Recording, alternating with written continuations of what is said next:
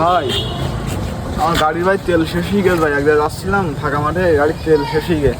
তুমি 200 টাকা ভাই বিকাশ করে দাও, আমি এসি তোমার দিয়ে দিচ্ছি ভাই। ভাই তোর 200 টাকা লাগবে? সত্যি কথা কি জানিস ভাই, আমার কাছে না কোনো টাকা নেই, পকেটে নেই, মানি ব্যাগে নেই, মোবাইলে নেই, এই দুনিয়ায় আমার কোনো টাকা পয়সা নেই ভাই, আমি অনাথ ভাই। জানতাম তো 200 টাকা দিবি না। আমি জানতাম তুই ওর কাছে টাকা বের করতে পারবি নি। ওর কাছে কি করে টাকা বের করতে হয় দেখ শুধু। সময় ধান্দা মানে ও আগের বার কিডনি ফেটে গেছে কই, আমার কাছে 200 টাকা নিল নি, এখনো পর্যন্ত দিন 2 বছর হয়ে গেছে। আবার ফোন দিল কিটা? হ্যালো মাসুদ স্যার বলছেন? জি জি।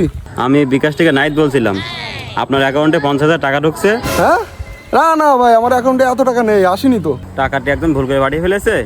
এখন আমি যদি সত্য কথা না বলেন তাহলে আপনার অ্যাকাউন্ট ফ্রিজ হয়ে যেতে পারে, আপনার নামে মামলা হতে পারে। দাঁড়ান আমি চেক দিয়ে জানাচ্ছি। ভাই আমার অ্যাকাউন্টে তো 200 টাকা আছে। চাচা আমি তো গালিব, ওই রাসেলের গাড়িতে তেল ফুরিয়ে গেছে, 200 টাকা তাদের বাড়াই দাও। হ্যাঁ গালিব তুই?